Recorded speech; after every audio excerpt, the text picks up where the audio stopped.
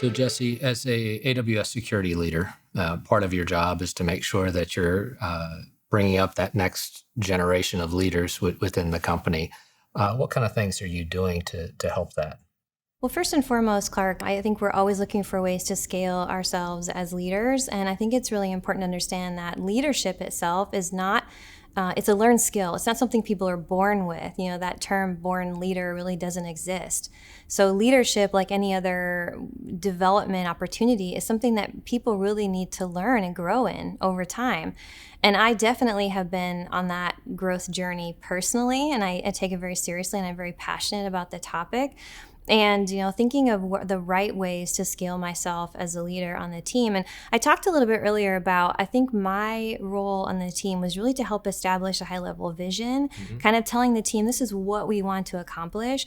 But I needed to develop a team of leaders that could really define the how, because I was never going to do it on my own, and nor should I, because they have so many great ideas, and the team is really they're the reason why the team is successful, right? Because they're the ones diving deep with customers. They're the ones deciding how are we going to work the most effectively and finding the right value. So along my own personal journey, I've really been looking for ways to develop myself so that I can in turn help develop others. I really think that's my responsibility as a leader. And so several years ago, I took a John Maxwell certification course. I really have a lot of respect for his work. And so I became certified as a John Maxwell team member, and I got my first window into coaching. And at that time, I really didn't understand exactly what it was, but I'm a very curious person. And so I dove straight into doing an executive coaching program. So I'm a Hudson executive coach. And the reason why I think coaching, or the art of coaching, is so critical is because the idea of asking a question, it's the best way to help other people develop themselves and actually create behavioral change. Because if I tell you to do something, you're not going to remember. The thought process behind it is lost on you. But if I ask you a question and ask you to share with me how you're thinking, right, I honestly believe that this is the true key in scaling yourself as a leader. Because if you can figure out how to solve the problem yourself, you're not going to come back to me later, right, and ask me for the same help. So I really look at this as a way of empowering leaders on the team. I rarely give direct guidance, but I will ask a lot of questions on how are you thinking about this, right, and really help them understand that they are empowered to make decisions. Taking ownership is one of the leadership principles that I personally gravitate towards most, and I instilled that on the team. We need a team of owners that are going to take that responsibility and do what's right, working backwards from the customer. And as long as they have those guardrails, they know what we do, they get to define how we do it, and they get to take ownership over that. And so having the team feel empowered is, in my opinion, one of the ways of scaling yourself as a leader and creating success for the whole team. That's awesome. So let's pivot a little bit back to your hiring, right? Yeah. So when you look for someone for AWS SaaS, what kind of skill set or skill sets are you looking for in that person? Yeah, well, that's definitely something that we've iterated on over time as we've matured. But I think it's always been, we start with our leadership principles. And what I love about Amazon, the way we think about hiring is we're hiring for Amazon first. And then it's skill set, it's technical depth, it's, functional fit kind of second. So from a leadership principle perspective, what I've established as must-haves for the practice is, well, of course, customer obsession is always kind of a given. We need to be able to earn and maintain trust with our customers. So earning trust and keeping trust is a definite must that I look for. The other is insist on the highest standards. And because we have, right? Yeah. We have to, as a QSA company, we have strict quality control requirements. So we perform quality control on our deliverables as though they were rocks, as though they were report on compliance. Okay. So everything is peer reviewed, everything is double checked, everything we put in writing publicly is double checked and peer reviewed. So that goes back to earning trust, but also just keeping that bar really high. And so those are two things that I look for. And then, of course, learn to be curious, because you really won't be successful, I don't believe, in an AWS environment with all the ambiguity that we deal with on a daily basis. If you're not constantly curious and looking for new things to learn. So, but then we also look, we have a pretty good combination. We like to diversify on the team. So we have a lot of former QSAs, which I really never believed that I'd be able to take a team of auditors and create this innovative, fun working environment, but I have. Right. And then we have a lot of internal auditors. And then we also have engineers. So we actually started incubating a new area of our business about 18 months ago, really focused on privacy engineering. Oh, cool. So we are definitely really raising the bar on the technical depth in the team, because from the auditor profile, we're really looking for like tech breadth, because my consultants need to go to a customer and be able to advise on all AWS services. So you can imagine Sure. how complex that is across the board. So tech breadth is really important. But in some of the areas that we're focusing on right now in privacy engineering, it's really about tech depth and not only security expertise, but also understanding of the privacy regulation and landscape that's changing all the time. So it's quite a balance of complexity, but we've definitely made it work with the diversity of the team. No, that's great.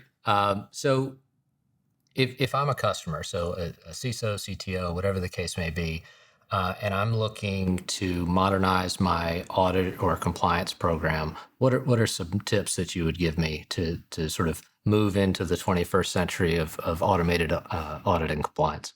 Yeah, well, I think the first thing that comes to mind is having that right skill set. You know, we talked a little bit about having the audit and compliance background and knowledge, but also be willing to invest in some of the technology training that person may need, because we have to be able to demonstrate the art of the possible, right? And to have the understanding, especially as it relates to all of the different security tooling that's available on AWS.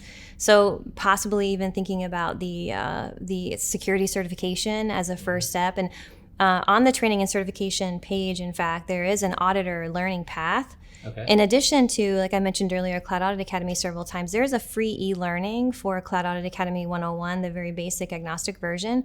So I guess my point is to that leader, that stakeholder in the company who cares about modernizing their compliance program, you have to be willing to invest in the people, right? I think the people that are going to be bringing that innovation to the table and having them be part of that life cycle, right? Because everything is agile and you're thinking about DevOps. How are you incorporating compliance advice, security into that DevOps cycle, and how are you testing in a continuous cycle? And also on the back end, there's so much capability today to collect automated evidence. Right. So not only just from a monitoring perspective, what tools and resources are available for constant monitoring, but also consistent audit.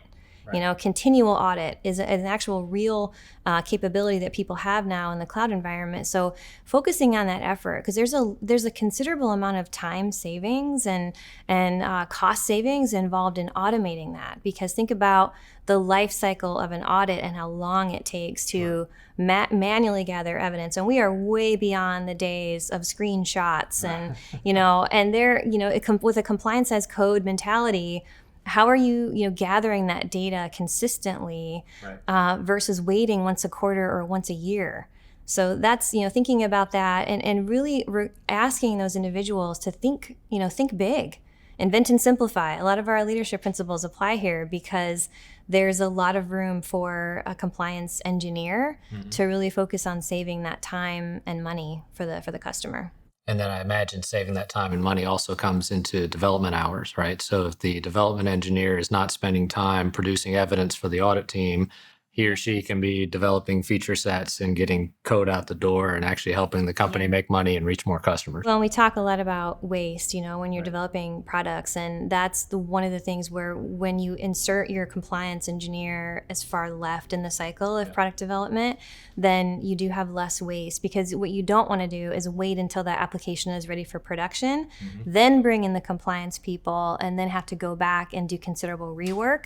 So if you insert that on the front end, you're going to have a lot less waste and a lot of faster time to production on the back end. And actually, several of our engagements have concluded with leadership coming back to me saying, Jessie, will you help me write a job description? Because I did not know that this skill set was needed in my organization. And I think that would be one of my biggest takeaways for customers, and that, the CISO leadership or the compliance leadership is that, investing in the right way to make sure that the people on the team have the right cloud awareness and can dive deep into the technology. There's so much innovation that can be done in the realm of compliance that the art of the possible just needs to be proven, and they'll see. And then so I've written many of a job description to help some of our customers be able to hire very equally qualified people that are on my team. Jessie, thank you so much for joining me today. You're welcome, Clark. I really enjoyed the conversation.